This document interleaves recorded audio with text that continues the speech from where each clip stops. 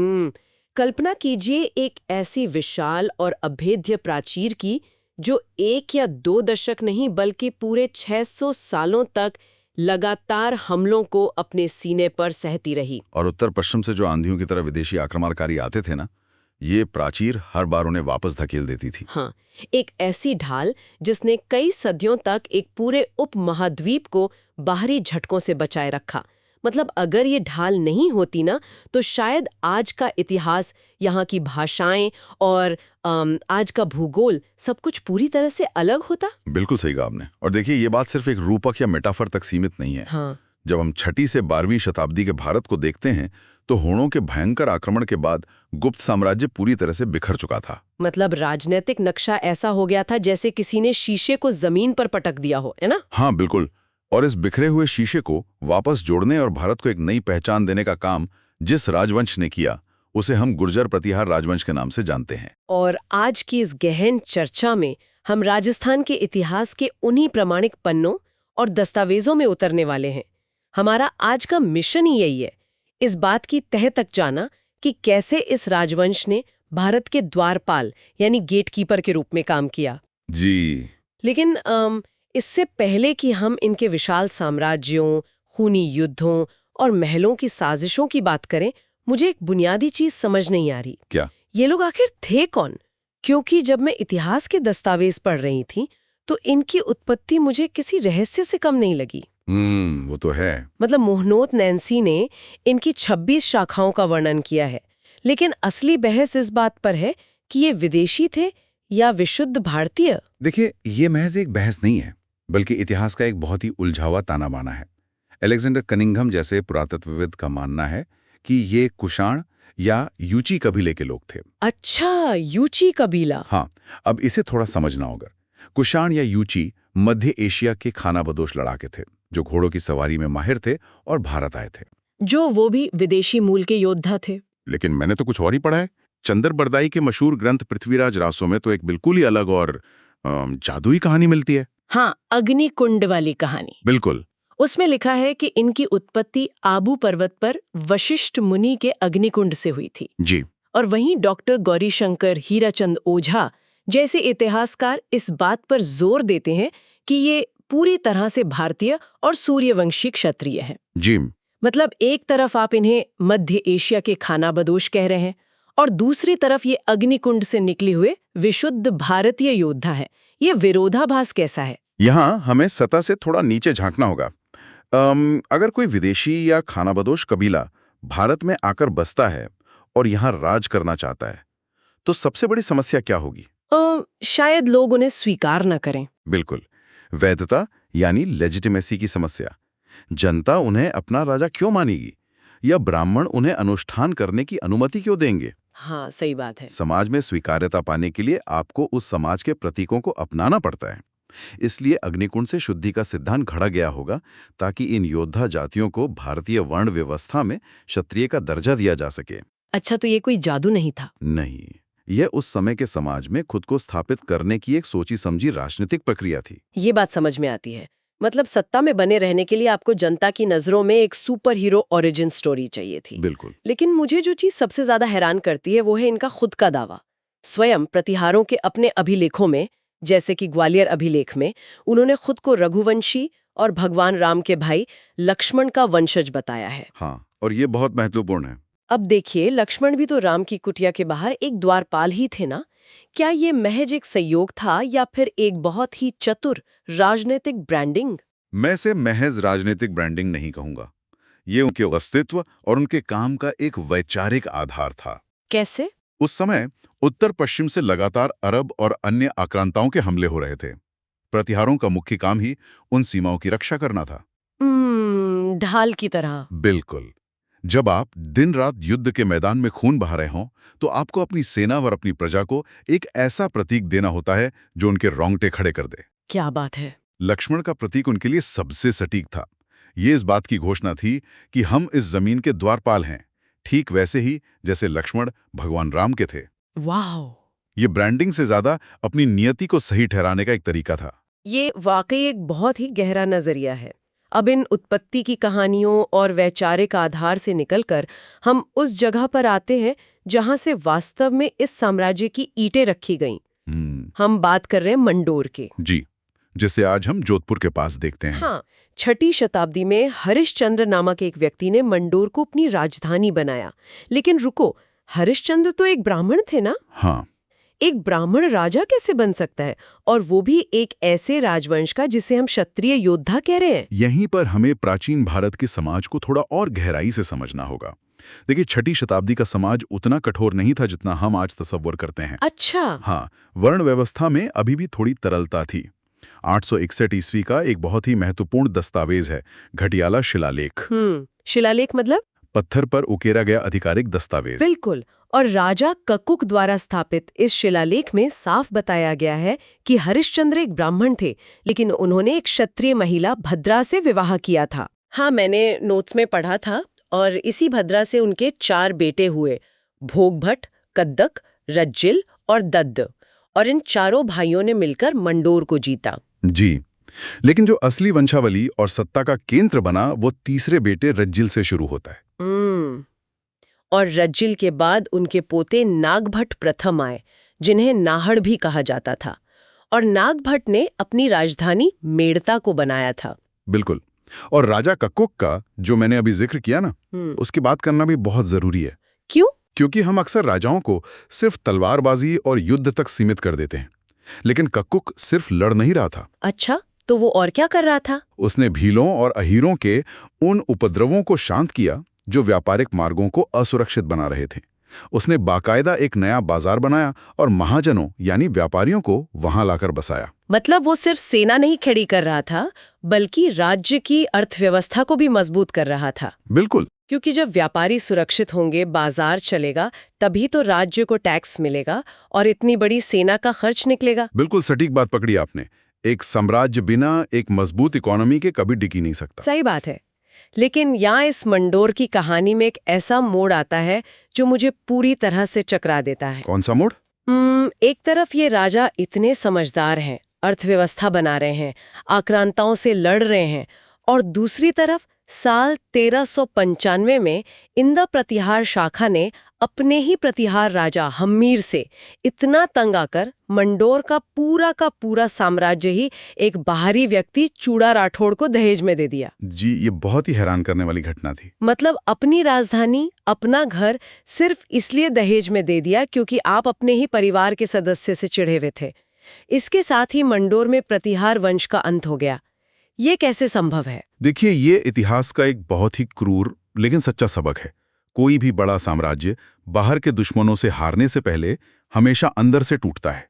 जब दरबार के अंदर की राजनीति, गुटबाजी और पारिवारिक कलह इस हद तक बढ़ जाती है कि राज्य का हित पीछे छूट जाए, तब ऐसे ही फैसले लिए जाते हैं। मतलब अपने पैरों पर कुल्हाड़ी मारना। हाँ, इन्ना शाखा को लगा होगा कि अपने प्रतिद्वंदी चचेरे भाई के अधीन रहने से बेहतर है कि किसी ताकतवर बाहरी यानी राठाड़ों के साथ रिश्ता जोड़कर कम से कम अपना वजूद तो बचा लिया जाए। बाप रे! ये हताशा और अंदरूनी खोखलेपन का चरम था। ये तो वैसा ही हुआ कि कंपनी के बोर्ड ऑफ डायरेक्टर्स में इतनी लड़ाई हो गई कि उन्होंने पूरी कंपनी राइवल को सौंप दी ताकि उनके अपने साथी को कुर्सी न मिल सके। बहुत अच्छा उदाहरण दिया आपने, बिल्कुल वैसा ही हुआ। खैर, मंडोर का ये अध्याय तो बंद हो गया, लेकिन राजस्थान में मंडोर और जालौर में अपनी ताकत इकट्ठी करने के बाद इन प्रतिहारों की नजर तत्कालीन भारत के सबसे बड़े जैकपॉट पर पड़ी। कन्नौज। बिल्कुल, कन्नौज।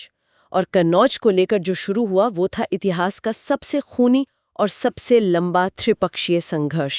देखिए, कन्नौज उस दौर का रोम था। वाह! वो सिर्फ एक शहर नहीं था, तो क्या था? वो गंगा नदी के सबसे उपजाऊ क्षेत्र के बीचों बीच स्थित था, जहां से होकर उस समय के सबसे बड़े व्यापारिक मार्ग गुजरते थे। जो कन्नौज पर राज करता, उसका गंगा के मैदानों की अकूत कृषि संपदा और व्यापार पर नियंत्रण हो जाता। वो पूरे उत्तर भारत का चक्रवर्ती सम्राट मान लिया जाता। अच्छा, इसीलिए 3 महाशक्तियां इसके पीछे पड़ गईं। हाँ, पश्चिम से गुर्जर प्रतिहार, बंगाल की तरफ से पाल वंश और दक्षिण से आते थे राष्ट्रकूट। इस महासंग्राम में जो शुरुआत हुई वो बहुत दिलचस्प है। जालौर या उज्जैन शाखा के नागभट्ट प्रथम ने अरब शासक जुनैद को बहुत बुरी तरह हराया था। जी, उन्होंने वास्तव में द्वारपाल की तरह काम किया। लेकिन जिस राजा को प्रतिहार साम्राज्य का वास्तविक संस्थापक माना जाता है। वत्सराज। उनकी कहानी मुझे किसी पेंडुलम की तरह लगती है। पेंडुलम? वो कैसे? देखिए ना, वत्सराज ने कन्नौज पर कब्जा करने के लिए सेना भेजी। उन्होंने बंगाल के पाल वंश के राजा धर्मपाल को धूल चटा दी। जीत का जश्न मन ही रहा था कि अचानक सैकड़ों किलोमीटर दूर दक्षिण से राष्ट्रकूट राजा ध्रुव आता है और वत्सराज को इतनी बुरी तरह हराता है कि उन्हें अपनी जान बचाने के लिए भागकर सीधे राजपूताना के मरुस्थल में छिपना पड़ता है। हाँ, और यही इस त्रिपक्षीय संघर्ष की सबसे अजीब यांत्रिकी थी। मतलब ये कोई सीधा युद्ध नहीं था। ये एक ऐसा फंदा था जिसमें कोई एक राजवंश चैन से नहीं बैठ सकता था। अच्छा। जब प्रतिहार पाल राजाओं को हराते तो उनकी सेना थक चुकी होती थी। उसी वक्त दक्षिण के राष्ट्रकूट मौके का फायदा उठाते और ताजा सेना लेकर उत्तर पर टूट पड़ते। ओहो। राष्ट्रकूटों की सैन्य शक्ति असाधारण थी। लेकिन एक बात बताइए, अगर राष्ट्रकूट इतने ही ताकतवर थे तो वे कन्नौज पर हमेशा के लिए कब्जा करके क्यों नहीं बैठ गए? वे बार बार दक्षिण क्यों लौट जाते थे? क्योंकि भूगोल उनके खिलाफ था। कैसे? दक्षिण से आकर उत्तर में एक विशाल साम्राज्य को नियंत्रित करना असंभव था। उनकी सप्लाई लाइंस बहुत लंबी हो जाती थी। हाँ। विंध्य के पहाड़ों को पार करके रसद पहुंचाना बहुत मुश्किल था। हाँ, उस जमाने में तो ये और भी मुश्किल रहा होगा। बिल्कुल। इसके अलावा जब वे उत्तर में युद्ध लड़ रहे होते तो पीछे दक्षिण में उनके अपने सामंत विद्रोह कर देते थे। अच्छा। इसलिए वे सिर्फ एक भयानक आंधी की तरह आते, कन्नौज को लूटते, राजा का अहंकार तोड़ते और वापस लौट जाते। ये तो किसी रस्साकशी के खेल जैसा था, जहां हर बार जीतने वाली टीम की रस्सी टूट जाती थी। सही कहा। और वत्सराज के बाद उनके बेटे नागभट्ट द्वितीय सत्ता में आए। उनके ग्वालियर अभिलेख में स्पष्ट लिखा है कि उन्होंने आखिरकार कन्नौज पर पूरी तरह अधिकार कर लिया और उसे अपनी स्थायी राजधानी बना लिया। जी। लेकिन इतिहास ने फिर खुद को दोहराया। बिल्कुल, राष्ट्रकूट फिर आ गए। हाँ। राष्ट्रकूट राजा गोविंद तृतीय ने आकर नागभट्ट द्वितीय को भी हरा दिया और इसके बाद जो घटना घटी वो बहुत ही मार्मिक है। नागभट्ट द्वितीय ने गंगा नदी में जल समाधि ले ली। जी, ये एक बहुत ही ऐतिहासिक घटना है। अब मुझे एक बात समझाइए, क्या ये बार बार मिलने वाली हार की वजह से एक डिप्रेशन या हताशा का कदम था या सिर्फ एक धार्मिक कृत्य? देखिए, इस पर विद्वानों में अलग अलग राय हैं। तत्कालीन जैन ग्रंथों जैसे प्रभावक चरित्र में इसका उल्लेख मिलता है। उस समय के समाज में जल समाधि लेना पाप मुक्ति या मोक्ष प्राप्ति का एक मान्य तरीका था। अच्छा। लेकिन हमें इंसान की मनोवैज्ञानिक स्थिति को भी समझना होगा।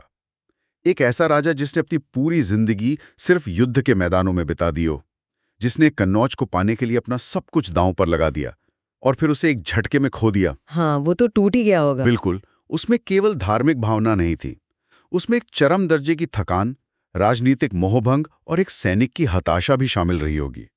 शरीर और आत्मा दोनों टूट चुके थे। ये वाकई उदास करने वाला है। इतना सब होने के बाद लगातार युद्ध, राजधानी का छिन जाना, राजा का मरुस्थल में भागना और अंततः गंगा में डूबकर जान दे देना। हाँ। ऐसे में तो किसी भी राजवंश को इतिहास के पन्नों से मिट जाना चाहिए था। लेकिन यहीं पर इस कहानी का सबसे बड़ा प्लॉट ट्विस्ट आता है। मिहिर भोज का आगमन। बिल्कुल। पतन के बजाय ये राजवंश अपने सबसे महान और सबसे विवादास्पद शासक के नेतृत्व में अपने चरम शिखर पर पहुंचता है। हम बात कर रहे हैं मिहिर भोज की। देखिए, मिहिर भोज का जो युग था वो सिर्फ प्रतिहारों का ही नहीं बल्कि उस समय के पूरे भारत का एक स्वर्ण युग था। उनका साम्राज्य उत्तर में हिमालय की तराई से लेकर दक्षिण में नर्मदा नदी के तट तक फैल गया था। पूरब में बंगाल की सीमाओं तक उनका डंका बजता था। लेकिन इस स्वर्ण युग की शुरुआत जिस भयानक तरीके से हुई वो किसी भी आम इंसान को विचलित कर सकती है। हाँ, वो रामभद्र वाली घटना। हाँ, मिहिर भोज के पिता रामभद्र एक बहुत ही कमजोर और अयोग्य शासक थे।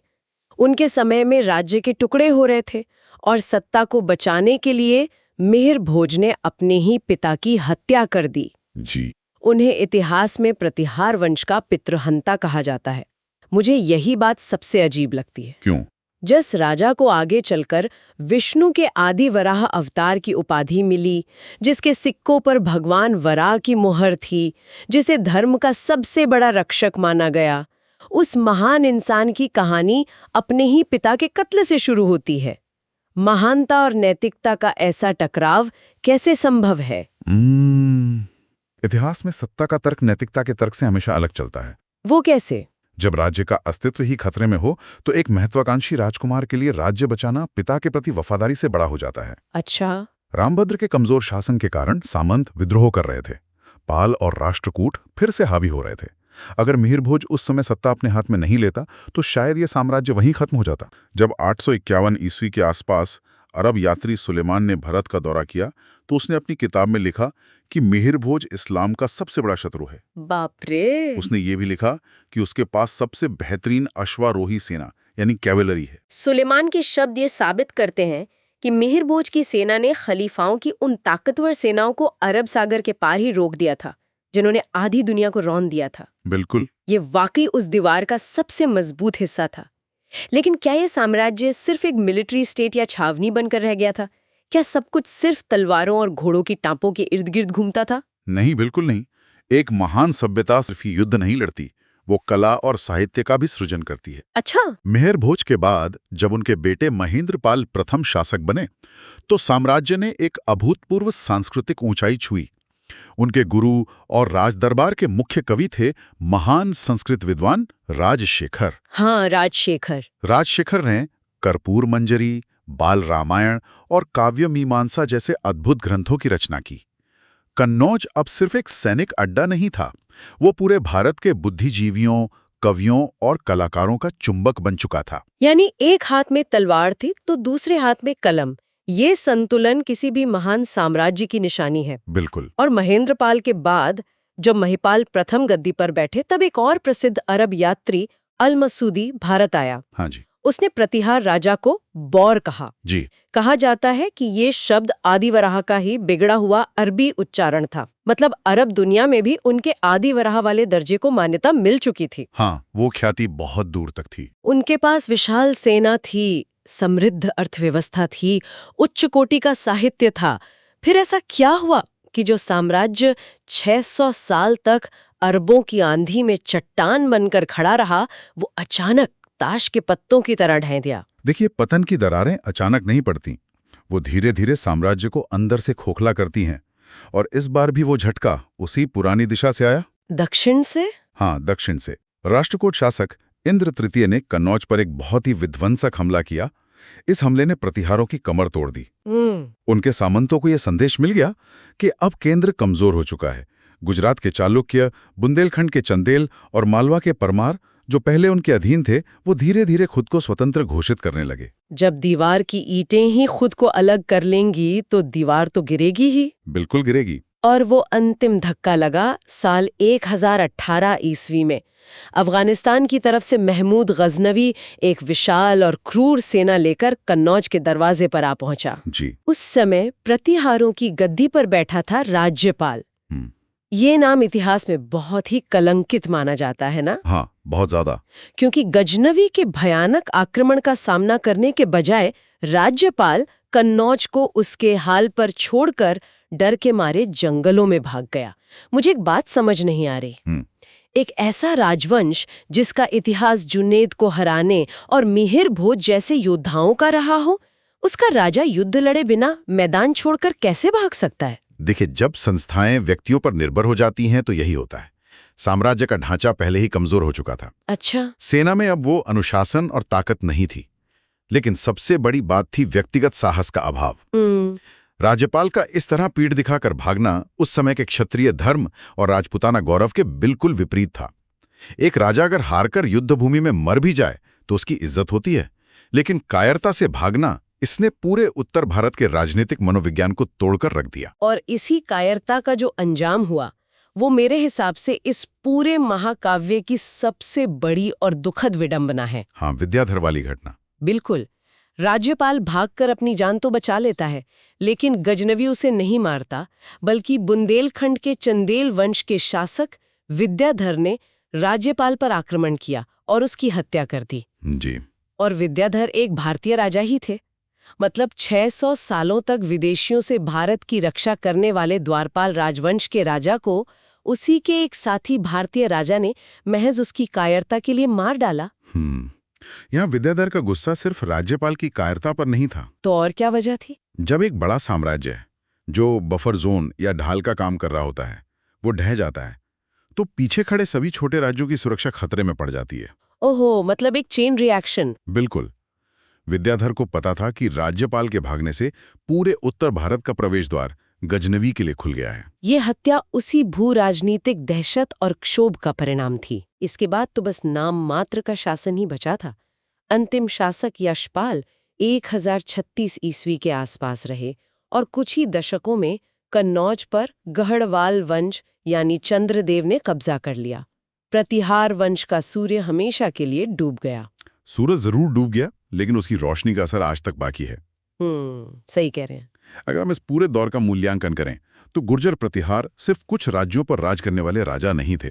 हरिश्चंद्र के उस पहले छोटे से मंडोर किले से लेकर मिहिर भोज के विशाल और अजय साम्राज्य तक इन्होंने जिस तरह से लगातार हमलों को बर्दाश्त किया वो असाधारण है। बिल्कुल, ये राजवंश वाकई इंसानी शौर्य, दूरदर्शी कूटनीति, शानदार साहित्य और साथ ही दरबार की उस काली राजनीति और मानवीय कमजोरियों का एक ऐसा मिश्रण है जो इतिहास की मोटी किताबों में अक्सर तारीखों के बोझ तले दब जाता है। और उनका सबसे बड़ा योगदान यही है कि उन्होंने उस महत्वपूर्ण कालखंड में भारत को वो समय दिया, वो एक टाइम विंडो दी जिसमें यहाँ की संस्कृति और समाज खुद को बचा सकें और विकसित कर सकें।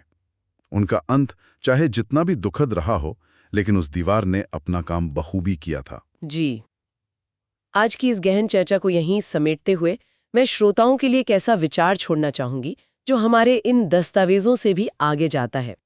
शुरुआत में हमने एक अभेद्य दीवार की कल्पना की थी। अब जरा सोचिए, अगर गुर्जर प्रतिहारों ने सदियों तक अपने खून, पसीने और तलवारों से वो ढाल नहीं बनाई होती, अगर उन्होंने अरबों और मध्य एशियाई आक्रांताओं को उन 600 सालों तक रोक कर नहीं रखा होता, तो आज के भारत का नक्शा कैसा होता? बहुत ही अलग होता। बिल्कुल। शायद आज यहाँ बोली जाने वाली भाषाएं, यहाँ का पहनावा, यहाँ की पूरी डेमोग्राफी पूरी तरह से अलग होती। तो जरा अपने आसपास देखिए और सोचिए, हमारे आज के इस सुरक्षित और व्यवस्थित जीवन की नींव के नीचे ऐसे और कितने गुमनाम द्वारपाल दबे पड़े होंगे जिनकी बहादुरी और जिनकी कमजोरियों को इतिहास ने पूरी तरह से भुला दिया है।